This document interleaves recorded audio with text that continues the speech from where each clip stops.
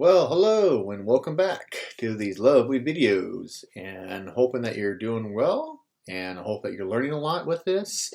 You're taking a lot of stuff away, you're investing a lot of time into yourself, and so you're venturing off into reading and furthering your intelligence a little bit, and maybe a little bit of self-discovery in a way too.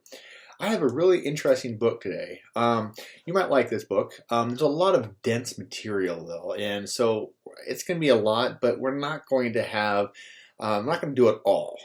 It's just there's a lot of information and there's a lot of research into this book, and I think that's well in worth your investment to get this book and read it for yourself because it's just a lot of good stuff. So here we go. It's called Drive, and it's by Daniel H. Pink. And he was a New York Times bestseller. And this is a 2009 book. So this is a little bit outdated, but the material is still very interesting. It's still very pertinent to what you're doing every day. And that's the thing about reading. You know, you're just taking some of the information from the book and applying it to yourself and doing a lot of active discovery. It's probably not really a word about that, but you're trying to make it productive and apply it to your daily life is good, because that's what reading is supposed to be about. You know, it's supposed to be about being a discoverer, doing a lot of discovery for yourself and enlightening your thinking, and maybe add it on to your self-awareness and stuff like that. So it's the focus on this is motivation, really. So the surprising truth about what motivates us, and that's really a big thing for a lot of people, is motivation is something that people don't really think about too much. Maybe they don't care about it, and maybe it doesn't work for them. And I think it's how you perceive it. And so if you don't know anything about Daniel Pink, he is a well-known international bestseller. He's written over 6 books. A couple of them is To Sell is Human and A Whole New Mind. And I think you might find this really appealing. So here we go. The surprising truth, what motivates us. So the secret to performance and satisfaction at work, at school, and at home is deeply a human need to direct our own lives, to learn and create new things and do better by ourselves in a world of direction. So there's a lot there. And I think what he's trying to do is that, you know, what's the secret of performance? Is performance measured? It is, but it's also what you're doing with it. And so it's kind of like you're having a performance, but you're having a learning target. So he kind of talks about how frequently we do this and how quickly we do it. And sometimes being too quick on something and not too frequent doesn't pave the path for you. And so think of it this way. Scientists know that there's 2 main drives. And these 2 main drives are frequency and how quickly you're doing. But it's also the reward you're getting it from what you're doing. And it's all based on our biological drive. We all have a biological drive to do something to make ourselves better in life, right? Even that we don't know it. But we have to have biological drive to feed ourselves, to work and get money for that, to have self-satisfaction, and maybe relationships. Yeah, that's kind of iffy because everybody doesn't really go in that direction of relationships, but you have to have the basic needs in life, right? We all have to feel safe. When you're in a safe environment, you do better statistically, and also scientifically, you do better. When you're in a safe environment, you feel comfortable, you do better.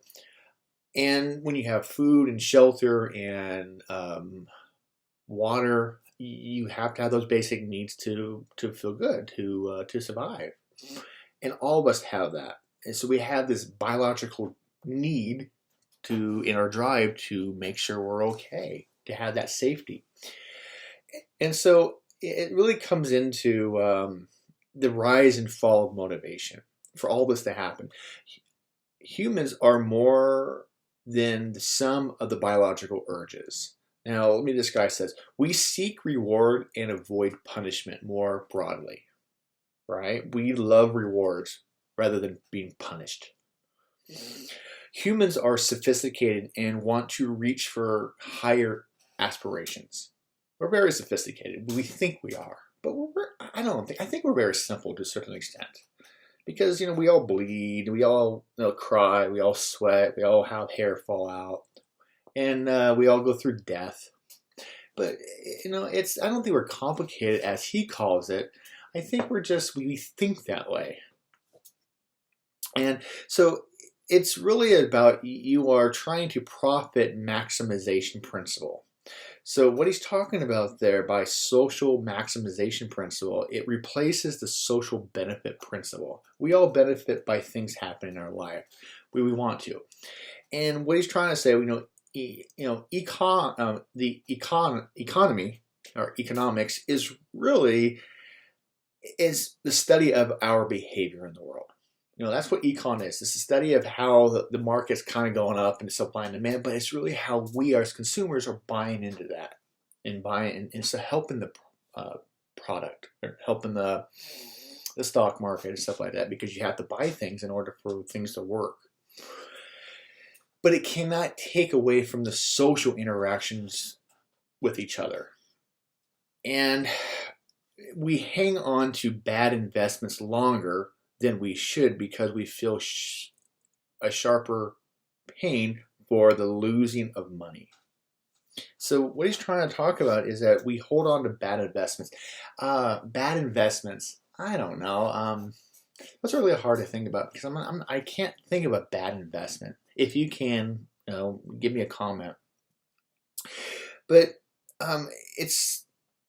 we kind of have this, what we call these shortcuts in life, these heuristics. These heuristics are shortcuts in what we believe that's correct. So here's an example. You go to a dentist office. You know what to expect, right?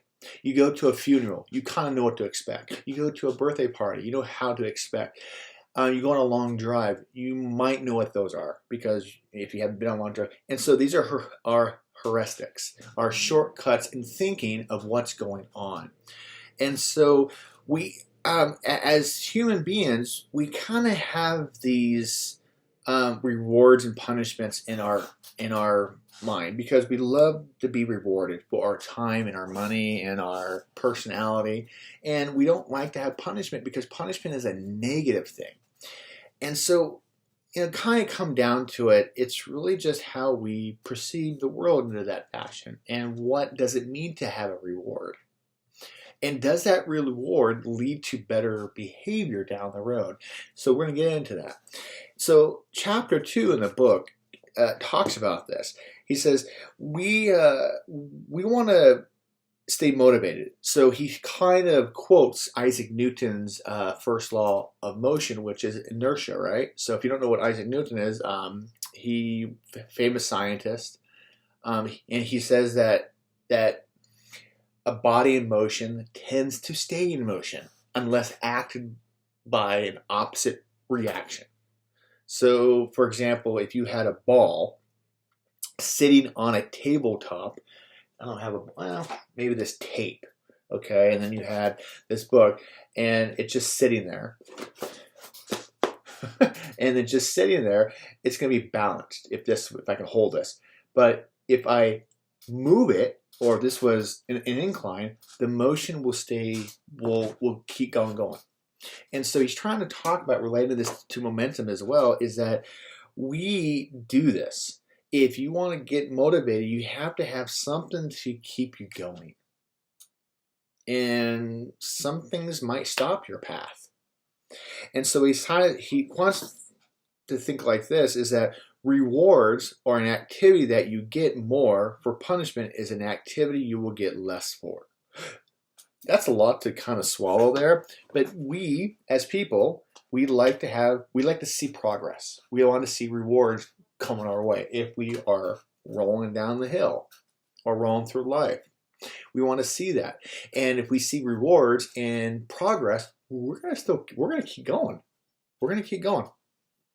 And so we have this, these two types of motivations.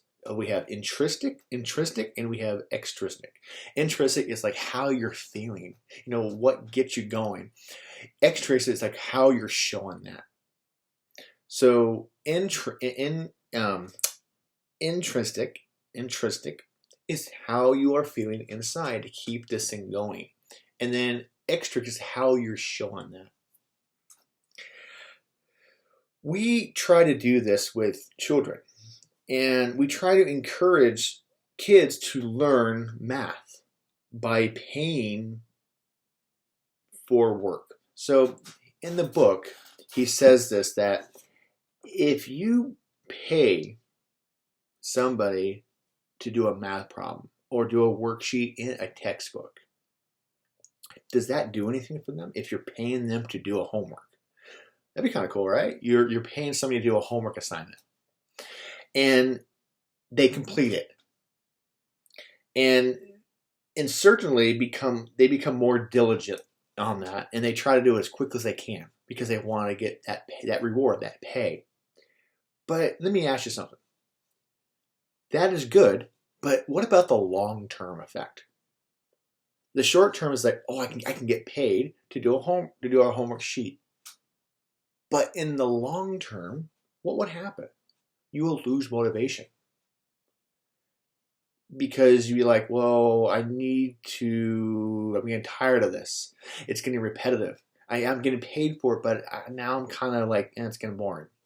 And so you kind of lose interest in that, and in the long term. And so it's not quite the functionality you want in life. And this is sometimes why money floods our minds. And it's because it limits our thinking. Money only does so much into us, and it floods our mind because they think that, okay, money is associated to happiness. There's a negative correlation that scientists believe that money does not buy happiness. And I believe that's true too, because there is billionaires and millionaires that are not very handsome, athletic. They're not too intelligent, I think. I don't know, but they're not really happy. They're depressed because they're trying to find things. And so money doesn't always buy that. And you can look that up if you want. I believe that. But money does help. I understand that. Money doesn't, but it doesn't buy everything.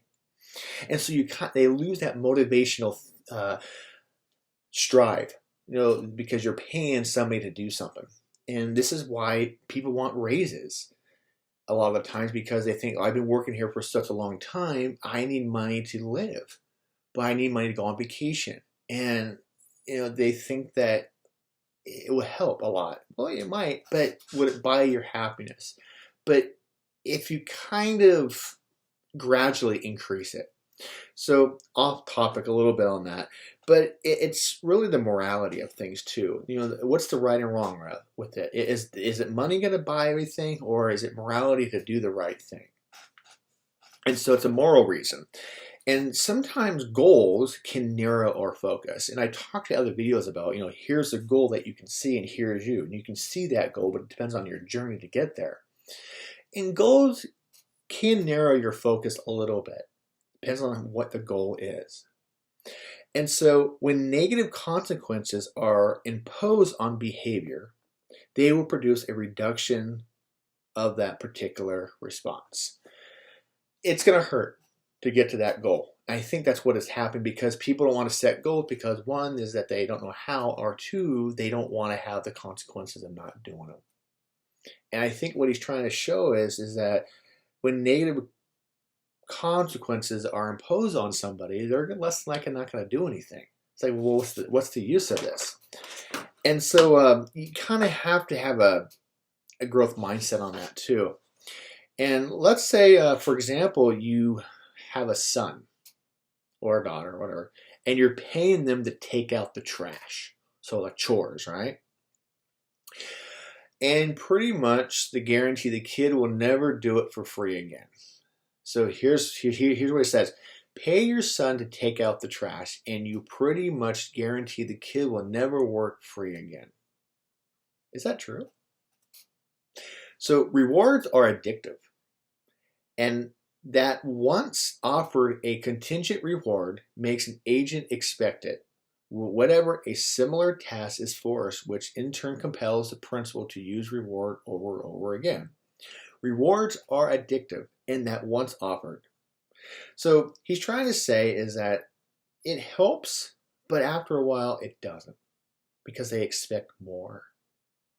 And this is kind of what chores for your kids are. You're paying the kid to make their bed, to take out the trash, to wash the car, to mow the lawn, to clean up after themselves, to make dinner, to do the dishes. These are chores, right? That people should do every day. I did chores, but I wasn't paid for them. They were just for moral reasons. It's for you. It's for your benefit in the long run. Yes, you should make your bed in the morning because that's the first goal in your life, or in your morning. Yeah, you should take care of yourself, hygiene, because people don't know we get stinky. So we need to brush our teeth because we don't want to have cavities. We want to keep our teeth for as long as we live.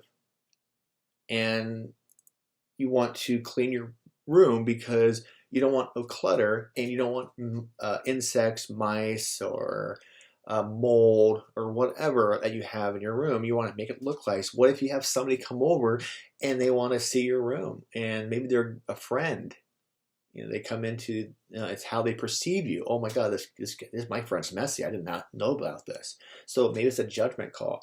So it's those kind of things that, do you really want to pay people to do that, or you want to treat kids to have a moral obligation that says, you know what, I should do this because this is benefiting me. But they look for the reward, the money. Which money is fine, but what are you doing it for? You're doing it for the extra money, or you're doing it for the moral of your sanity. So it's really just the activation, the motivation that you're keeping yourself alive. And it really does have some consequences to it. So I have something highlighted in for you I want you to read here. He actually made a little chart, and you're probably not going to see this very clearly, but it's like kind of a activization or rewards. And if you want to take a screenshot of this later, you can. But what he's trying to say is that we have these kind of certain ways. And like I was talking about, is it paid or is it not? And what's the effects off? So you can read about that later. Really interesting information. But we have things in life that we get our motivation. All right. Anyway, the next thing is called autonomy. Autonomy, I think that's how you say it. Money is a threshold indicator, motivator, I should say. Managers, if you're a management person, is like the ocean for our purposes. It's always there. The management is always there, but how you're taking care of them makes the ocean calm. It's his analogy. And management's like that. A business is like that. Business is like rough. It could be like a rough water. And how you're managing that water makes the ocean kind of soft, I guess, or mellow, probably a better word.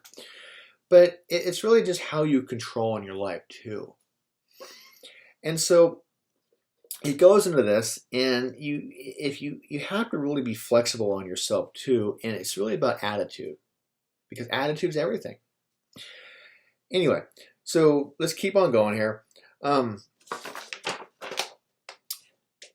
You ever heard of the carrot and the stick accuracy? So when you have a carrot and you have a stick, and it's kind of like who is leading who. And if you have some bait, that person is going to follow it. And he says that the 7 deadly flaws of carrot and the stick are: it can extinguish intrinsic motivation. It can diminish performance. This is what I was talking about, the money and the reward, is that if you're if the parent has the money kind of always in front and leading the person down the street or into the life, whatever, it crushes creativity, because now you are thinking about the money rather than the job. And that's part of having a job, is that, yeah, you have to support yourself, but it's what you're doing in that job to make yourself compelled into the real life. And it really, sometimes it can crowd good behavior because you're only doing it for the money now. You're not doing it for the satisfaction. And the next thing is that it can encourage cheating, shortcuts, and unethical behavior because now you're just working for the money. Who cares? No, I have to be here because I have to support my family. So I'm just going to make everybody's life crappy. I'm going to cheat. I don't care. It can be very addictive because money is a good indicator of behavior. People love money. Makes their minds go crazy. And it can foster short-term thinking. Like, again, it doesn't do anything. So that was kind of like the deadly flaws of leading somebody with some kind of reward. Or, I don't know, you want a short time reward. Like I said, you have to get this book and read this yourself because there's a lot of information there. And he puts it a lot better than I would. And now he kind of comes down to his next chapter is that we have performance versus learning goals. So he says that performance is a goal. You perform, you do your job, you do it well, how you're doing it, great. However, what did you learn from that?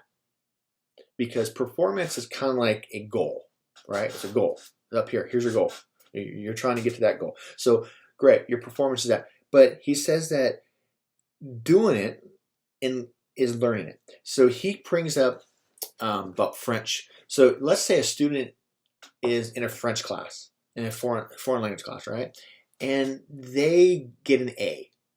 Now, an A is based on performance. But what about them speaking it? That's the learning they got out of it. Because yes, an A, yeah, you got performance. There's your A, for performing, great. But the learning that you're taking away from it is the learning goal. And I do like that because people can kind of fake it to perform well, but they didn't learn anything. And that's part of in our society, we do that all the time, is that sometimes we fake it until we make it. And you're probably thinking, well, that's the best thing to do. Well, no, but you're not learning anything from it, though, because you're not taking it away. It's like people that have a hard time with mathematics.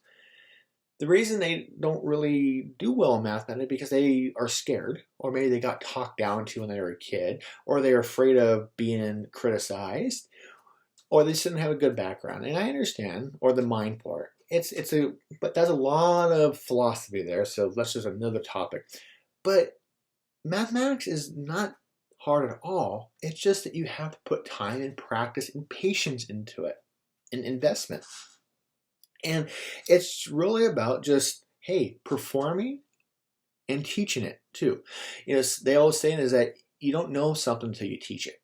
You got to teach it sometimes. Maybe that's why you should form a study group, because that will help elaborate your teachings a little bit and not just performance. So I think there's a fine deal into that. There's a fine difference into that, performance and learning goal. And so, mastery, what is mastery to you? Mastery is something that you're taking and you're doing it subconsciously without thinking about it, right? That's what mastery is. You learn a skill or a different characteristic and you don't have to think about it to do it. So he thinks, in the book, he thinks that mastery, there's 3 laws of mastery.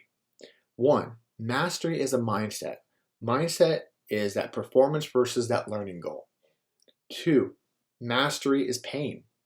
Mastery is pain because it's the journey. It's the spot. It takes time and effort. It takes sacrifice. That's what it takes to learn something. It takes all those variables to have something underneath your in your mind. The third thing he says that for the laws of mastery, he says mastery is a horizontal asymptote. If you don't know anything about math, what horizontal asymptotes are, think of it like this: here's your learning, here's your mastery skill, here's skill, and here's the mastery line, and it only goes up so far and almost touches it, but never touches that horizontal line. And that's what's happening. So really, when we say that we mastered, when an athlete masters their game, technically, no, they haven't reached mastery. They can be better than what they are doing. And this is why athletes try to become better and better all the time, because what happens is that they start to get cold. And I think this is kind of what happens, is that they don't really master the athletically thing yet, or the subject yet. They need to do other things to make sure that line is getting up there. I like that. You always want to become better. And so we have to have the deliberate practice of that. We got to make sure that we seek people's feedback, because that's always good. So like I said, there is so much into this book, and it's not a very long book. There is a lot of in-depth material. There's a lot of research in the back of this, by the way, that you can look at. And it's about 200 some odd pages, 217 about. But there's a lot of in-depth information, and I really require to get something like this. I don't think it cost me that much. Yeah, $15. Probably get used if you want. But very interesting book, a lot of interesting information there. So that was an interesting video. So hope it helped. See you on the next one.